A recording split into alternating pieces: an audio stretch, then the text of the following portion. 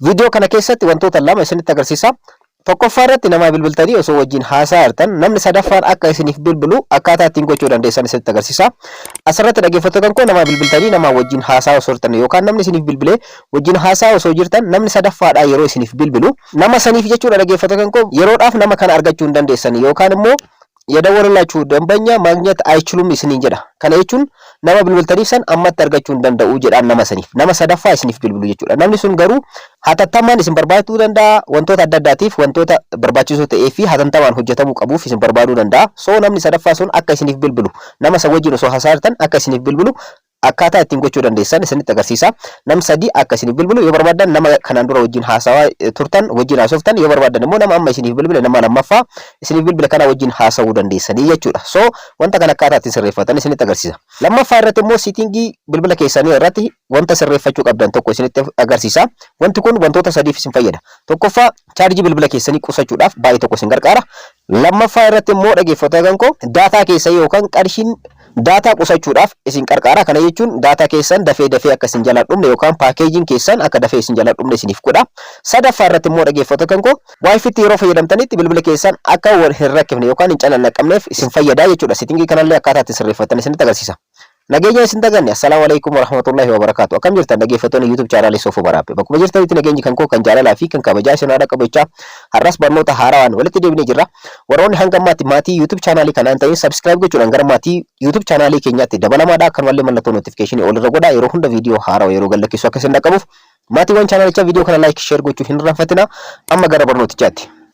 Tokkoffaa irratti kan isinitti agarsiisu dhaggeeffattoota koo namni tokko isiniif bilbilee yookaan isin bilbiltanii fi osoo wajjin haasaa jirtan namni sadaffaadha akka isiniif bilbilu akkaataa ittiin gochuu dandeessan. Nama sadaffaa kanarraallee kaasuu ni dandeessanii akka fedha keessaniiti jechuudha. Dhaggeeffattoota koo kana akkaataa ittiin gootan isinitti agarsiisa. Kana gochuudhaaf jalqaba bakka itti namaa bilbiltan phone call ka jedhamu irra ni seentanii ergasii immoo bakkuma itti namaa bilbiltan kanarratti urjii jettanii ergasii immoo 43 ergasii immoo dhaggeeffattoota koo maslaalii jettan jechuudha. Akkuma screen irratti isiniif barreessetti urjii 43 maslaalii jettanii erga barreessitanii booda inni bilbiltanii jechuudha. Ergasii yeroo bilbiltanitti seemii lama bilbila irraa yoo qabaattan seemii irratti sirreeffachuu barbaadan keessaa tokko ni filattan. Fakkeenyaaf seemii tokkoffaa filadhee jira.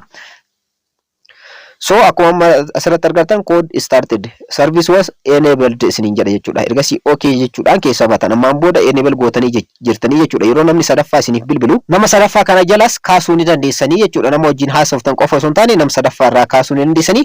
Warroonni bifa kanaan fayyadamtan warroota bilbila Android qabdanidha. Warroonni iPhone itti fayyadamtan immoo amma step isaa isinitti agarsiisa. Warroonni iPhoneis haala kanaan sirreeffattu. Bilbila iPhone qabdan immoo settingii bilbila keessanii seentu. Ergasii immoo phone ka jedhu keessa seentu. Ergasii immoo call waiting ka jedhu keessanii seentu. Call waiting ka jedhu kan on godhattanii jechuudha. Namni sadaffaa kun yeroo isin bilbile immoo call marriage ka jedhu kana kilik gochuudhaan isa sadaffaa irratti argamu. Ergasii immoo kaasuudhaan wajjin haasawuu ni dandeessu jechuudha. Egaa dhaggeeffattoota koo bifa kana warroonni Android itti fayyadamtanis warroonni iPhone itti fayyadamtanis nama tokko wajjin bilbiltanii yookaan inni isiniif bilbilu osoo wajjin haasa'aa jirtan nama sadaffaadhaaf haala kanaan jalaa kaasuu ni dandeessanii jechuudha. Amma step lammaffaatti dabarra. Lammaffaa irratti immoo dhaggeeffattoota koo settingii ajaa'ibaa tokko isinitti agarsiisa. Settingiin kun wantoota sadiif isin fayyada. Tokkoffaa chaarjii bilbila keessanii qusachuudhaaf, lammaffaa immoo daataa bilbila keessanii qusachuudhaaf, sadaffaa wifiin keessan akka hin calaqqamne yookaan isin rakkifne akka hin dhiphanne gochuudhaaf isin fayyada. Settingii bilbila keessanii qabdanii kana gadi darkiftu. Ergasii immoo settingii bilbila keessanii keessanii seentu. Ergasii immoo kana dhufuudhaan dhaggeeffattoota koo about phone ka jedhu ni argattu jechuudha. Warroonni developer option kan ofirraa hin qabne about phone ka jedhu keessa seenuudhaan ergasii immoo kana keessa gad dhufuudhaan software information ka jedhu keessa seentan. Ergasii immoo build number ka jedhu kana al torba jechuudha. Walitti aansitanii al torba ni tuuxanii jechuudha. Al torba erga tuuxanii booda dhaggeeffattoota koo enable isinii ta'a amma fuudhubatti ni deebitu jechuudha. Erga fuudhubatti deebitanii bilbila keessan gara dhumaarratti yoo dhuftan developer option ka jedhu isinii dhufa isa keessanii seentan. Ergasii immoo dhaggeeffattoota koo gara dhumaa irra dhuftanii jechuudha.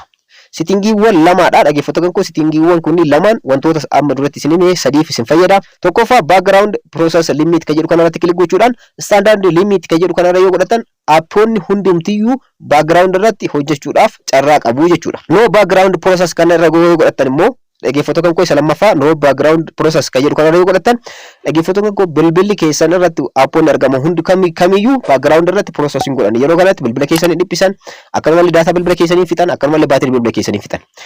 Isaan gadda kana immoo at most 1 process, at most 2 process, at most 3 process, at most 4 process ka jedhan kunniin immoo appiin tokko process akka godhu barbaadan tokko filattan, appiin lama process akka godhu background irratti yoo filattan 2, 3, 4 jechaa deemtan jechuudha. Yeroo hundayyuu dhaggeeffattoota koo irra caalatti dhaggeeffattoota koo aappii tokko yookaan lama yookaan sadii murteessaa kan ta'an bilbila keessan irraa filachuudhaan akka background irratti process gochuu ni dandeessanii. Aappiin background irratti process godhata yoo ta'e tokkoffaa baatirii bilbila keessanii isin jalaa fixa, lammaffaa immoo dhaggeeffattoota koo daataa keessan isin jalaa fixa, sadaffaa immoo dhaggeeffattoota koo bilbila keessan akka dhiphatu yookaan canaannaqamu isin godha jechuudha. Almost aappii barbaachisaa ta'e tokko keessaa filatanii tokko qofti akka background irratti process godhu yoo barbaadan atmost waan process ka jedhu kana filachuudhaan sirreeffadhaadha. Inni lammaffaa immoo background check ka jedhu kanarratti kilik gochuudhaan background irratti aappoonni access godhaa jiran isinitti agarsiisa. Fakkeenyaaf beauty plus ka jedhu kun on ta'ee jira jechuudha. Kanaafiyyuu off ofirraa gootan. Akkanumallee snapchat ka jedhu kun on ta'ee jira off ofirraa gootan. Aappoota as keessatti argaman ana biratti afurtu argama, isin biratti baay'ee ta'uu danda'a. Isaan kanneen hundayyuu off ofirraa gochuudhaan ofirraa cuftanii jechuudha.